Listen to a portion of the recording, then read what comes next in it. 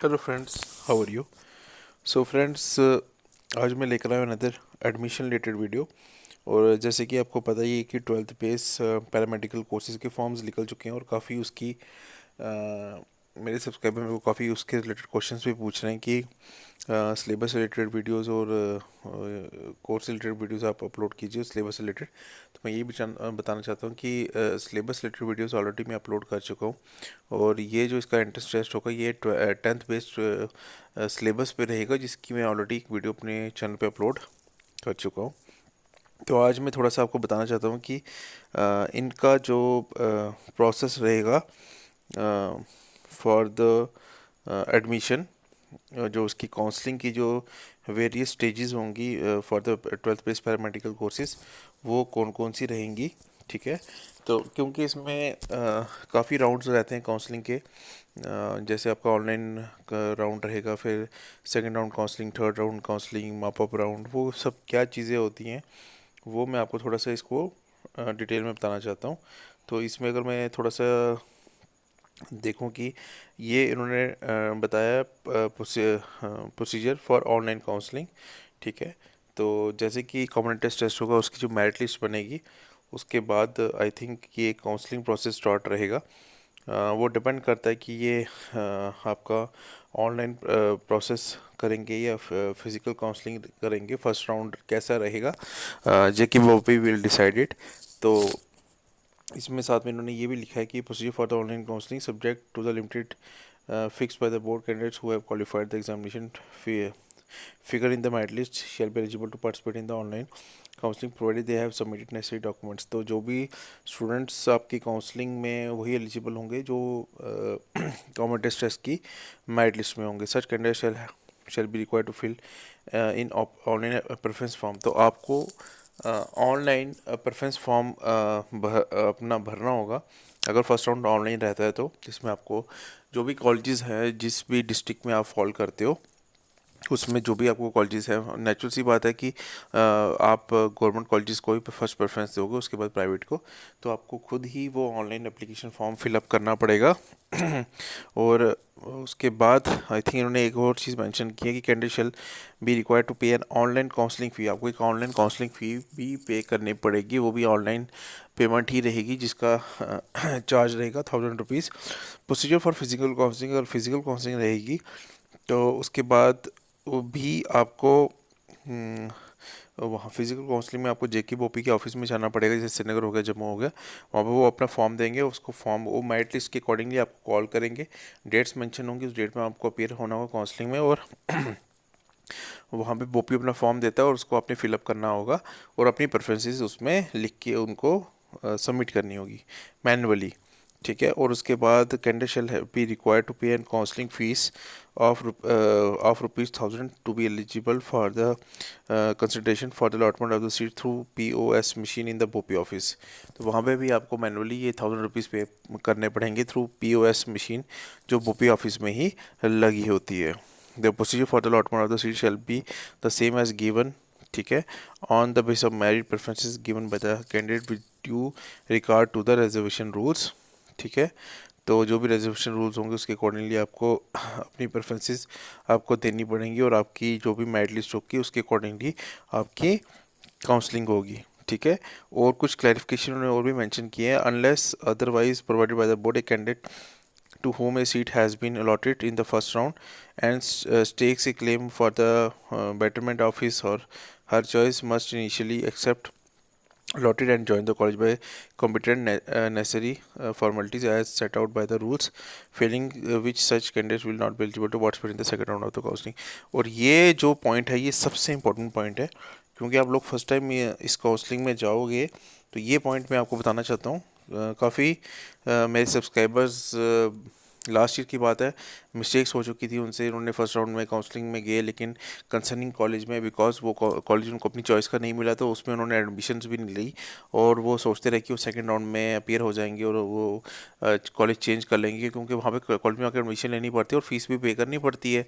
तो इसलिए उन्होंने एडमिशन नहीं ली तो और सेकंड राउंड का वेट करते रहे और सेकंड राउंड में वो एलिजिबल नहीं रहे। तो इसमें इस पॉइंट में वो बोल रहा है कि जब भी आप काउंसलिंग में जाते हो और आपको जो भी कंसर्निंग कॉलेज अलॉट होता है, अगर आपको जैसे आपको गवर्नमेंट कॉलेज लेना है, first preference, second preference private college, आपको प्राइवेट कॉलेज मिल जाता है, फर्स्ट गवर्नमेंट कॉलेज नहीं मिलता अपने डिस्ट्रिक्ट का, तो फिर आप क्या करोगे, कंसर्निंग प्राइवेट कॉलेज में आपको एडमिशन लेनी है, आप उसमें एडमिशन लो, फीस पे करो, ठीक है, डॉक्यूमेंट्स आप सबमिट करो, फिर उसके बाद जब सेकेंड राउंड ऑफ काउंसलिंग होता है बोपी ऑफिस में, आप उधर जाओगे दोबारा से, फिर आप दोबारा से ट्राई कर सकते हो गवर्नमेंट कॉलेज में एडमिशन लेने के लिए by filling up the preference form, ठीक है। अगर आपको फर्स्ट राउंड में आपको प्राइवेट कॉलेज मिला, सेकंड राउंड में वहाँ पे कोई सीट खाली हो गई, वहाँ पे किसी ने एडमिशन नहीं ली गवर्नमेंट में, तो आपको सेकंड राउंड में अगर गवर्नमेंट कॉलेज मिल गया, तो आपने जो फीस पे की है कंसर्निंग कॉलेज में, प्राइवेट इंस्टीट्यूट में, वो आपको रिफंड हो जाती है, ठीक है। और वो भी डॉक्यूमेंट्स भी आपको वापस दे देंगे, फिर आप वो अपना कॉलेज चेंज कर सकते हो। लेकिन वो तभी आप एलिजिबल हो जब आप फर्स्ट राउंड ऑफ काउंसलिंग में अपेयर होते हो, कंसर्निंग कॉलेज में एडमिशन लेते हो, तभी you are going to be eligible to participate in the second round of counselling for the upgradation of your college. तो ये पॉइंट सबसे इम्पोर्टेंट है, ये आपको ध्यान रखना है, ठीक है। But may be allotted subsequently to complete against such category seats which may remain vacant and the board decide to fill the same from the open merit category. और कुछ कैटेगरी की जो सीट्स रहेंगी, अगर वो फिल आज तक fill up नहीं होती हैं, तो उन सीट्स को ओपन मेरिट कैटेगरीज में कन्वर्ट कर दिया जाता है। फिर अपग्रेडेशन जो होता है सेकंड राउंड ऑफ, ये फर्स्ट राउंड ऑफ काउंसलिंग का मैंने बताया, या ऑनलाइन रहेगा या ऑफलाइन रहेगा, उसके बाद सेकंड राउंड ऑफ काउंसलिंग्स भी आ जाती हैं। इसमें भी कुछ इंपॉर्टेंट पॉइंट्स हैं, जैसे seats available due to the non joining, resignation etcetera shall be notified by the board. अब देखो, फर्स्ट राउंड ऑफ काउंसलिंग में जो कंसर्निंग बच्चा पेयर होता है और एडमिशन्स नहीं लेता या उस कॉलेज में, तो वो सीट्स वैकेंट रह जाती है। फिर वो कंसर्निंग कॉलेज वो भी ऑफिस को बताता है कि ये हमारी सीट्स आपने हमें अलॉट की थी, लेकिन ये सीट्स हमारी खाली रह गई हैं, तो वो सेकंड राउंड में दोबारा से वो कॉलेजेस के नाम आ जाते हैं। फिर बच्चे दोबारा से, स्टूडेंट्स दोबारा से सेकंड राउंड ऑफ काउंसलिंग के लिए जाते हैं, और अब अपना कॉलेज चेंज करने के लिए, जिन्होंने चेंज करना होता है, जाते हैं और फिर उस कॉलेज के लिए वो अप्लाई करते हैं। अगर सेकंड राउंड में अगर वो सीट्स खाली रहती हैं, तो वो सेकंड राउंड में उनको वो कॉलेज मिल जाता है और उनका कॉलेज अपग्रेड हो जाता है। तो ये सब प्रोसेस आपका सेकंड राउंड ऑफ काउंसलिंग में होता है, ठीक है। और फिर से कई बार ऐसा भी होता है कि second round of counselling complete हो जाती है, आपको सेकंड राउंड ऑफ काउंसलिंग में भी आपको अपना जो जो भी कंसर्निंग कॉलेज है, आपको वो नहीं मिल पाता है जो आप चाहते हो लेना, तो आप वेट करते हो थर्ड राउंड ऑफ काउंसलिंग का भी। और कई बार ऐसे भी बच्चे होते हैं जो second round of first round of counselling में एब्सेंट होते हैं, सेकंड राउंड ऑफ काउंसलिंग में अपेयर हो जाते हैं, ठीक है। और एब्सेंट होना अलग चीज़ है, लेकिन फर्स्ट राउंड ऑफ काउंसलिंग में आगे अपेयर होना और आप कॉलेज अलॉट होना, फिर आप उसमें एडमिशन नहीं लेते हो क्योंकि वो आपका फेवरेट कॉलेज नहीं है, और आप सेकंड राउंड ऑफ काउंसलिंग का वेट करते हो, तो उसमें आपको तब भी अपेयर हो पाओगे अगर आपको फर्स्ट राउंड ऑफ काउंसलिंग में जो कॉलेज मिला उसमें आप एडमिशन ले चुके होगे, ठीक है। फिर कई बार क्या होता है, सेकंड राउंड ऑफ काउंसलिंग में भी आपको कंसर्निंग कॉलेज नहीं मिलता जो आप लेना चाहते हो, तो आप थर्ड राउंड ऑफ काउंसलिंग का भी वेट करते हो। कई बार होता है कि सीट्स वैकेंट रह जाती हैं और उनको बोपी ऑफिस को थर्ड राउंड ऑफ काउंसलिंग में भी जाना पड़ता है। तो इसमें ही इन्होंने कुछ मेंशन किया होगा, हाँ ये देखिए, थर्ड राउंड ऑफ काउंसलिंग भी द बोर्ड में if it decided to do so conduct third round of online counselling physical round of counselling in the same manner as prescribed in second round of counselling provided as unless permitted by the board as general exception the candidates who did not join the college on allotted of the seats out of the first round of counseling or on the upgradation of the seats during the second round shall not be eligible to participate in the third round of counselling. तो यही बोल रहे हैं वो लोग कि जो students first round of counselling में आए थे या सेकंड राउंड ऑफ काउंसलिंग में आए थे, लेकिन उन्होंने कंसर्निंग कॉलेज में एडमिशन नहीं लिया है और वो थर्ड राउंड ऑफ काउंसलिंग का वेट कर रहे थे, लेकिन वो एलिजिबल नहीं हो पाएंगे उसके लिए, ठीक है। यही पॉइंट उन्होंने इसमें भी मेंशन किया है। फिर उसके बाद कई बार क्या होता है, थर्ड राउंड ऑफ काउंसलिंग के बाद ये मॉप अप राउंड भी करवाते हैं, जो मॉपिंग अप राउंड हो गया या final round of personal counselling, अगर सीट्स तब भी वैकेंट रह जाए after third round of counselling. जैसे कि इंजीनियरिंग की जो सीट थी लास्ट ईयर वो वैकेंट रह गई थी, गवर्नमेंट इंस्टीट्यूट्स की भी वैकेंट थी, तो उन्होंने फिर इंजीनियरिंग का फर्स्ट राउंड कराया, सेकंड राउंड कराया, थर्ड राउंड कराया, उसका मॉप अप राउंड भी करवाया, तब जाके उनकी सीट्स फिलअप हुई। तो ये सब प्रोसेस ये कंडक्ट करते हैं पोपी ऑफिस वाले। तो मैंने सोचा इसकी एक वीडियो बना के आपको अपडेट दे दूँ कि आपकी जो काउंसलिंग के प्रोसेस रहेगा वो कैसे रहेगा, ठीक है। लेकिन बस इसमें जो मेन पॉइंट है for the admission 12th based paramedical courses.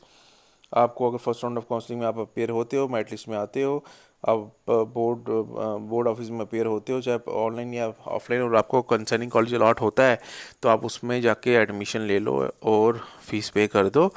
फिर आप कोशिश कर सकते हो सेकंड राउंड ऑफ काउंसलिंग में अपेयर, फिर आप एलिजिबल हो जाते हो सेकंड राउंड ऑफ काउंसलिंग में अपेयर होने के लिए, और फिर आप उसमें अपेयर होते हो, फिर आप दोबारा ट्राई करते हो। चांसेस आर देयर, बट हो सकता है कि सेकंड राउंड में भी आपको वो कंसर्निंग कॉलेज ना मिले because of its high demand. ठीक है, तो वो रिस्क फैक्टर तो रहता ही है। लेकिन बात आती है एलिजिबिलिटी की। एलिजिबिलिटी तभी होगी सेकंड राउंड में जब आप फर्स्ट राउंड में जो आपको कॉलेज मिले उसमें एडमिशन ली होगी। तो हो सकता है सेकंड राउंड में भी आपको कॉलेज ना मिल पाए, गवर्नमेंट कॉलेज हो, हाई डिमांड में चल रहा हो, नहीं मिल पाए, तो आप थर्ड राउंड ऑफ काउंसलिंग के लिए भी जा सकते हो, अगर बोर्ड वो कंडक्ट करता है तो। ठीक है, और उसके बाद शायद में भी हो सकता है मॉप अप राउंड भी हो। तो ये सब प्रोसेस रहेगा आपका counselling for the 12th based paramedical courses for the year 2021 in Jammu and Kashmir. So friends, मैंने ये डिटेल में आपको ये एडमिशन प्रोसेस का, काउंसलिंग का प्रोसेस आपको डिटेल में समझा दिया है। सो आई होप आपको ये वीडियो से काफ़ी क्लैरिटी हो गई होगी कि क्या क्या स्टेप्स रहते हैं। और जो लोग फर्स्ट टाइम इस वीडियो को देख रहे हैं मेरे चैनल, तो kindly subscribe my channel, like this video, share this video, specially for the JNK students. मैं डेली बेसिस पे कोशिश करता हूँ अपलोड करने की videos regarding the admission process, regarding the education updates in the JNK as well as the job opportunities. So kindly support my channel. Thank you, मिलते हैं next video में।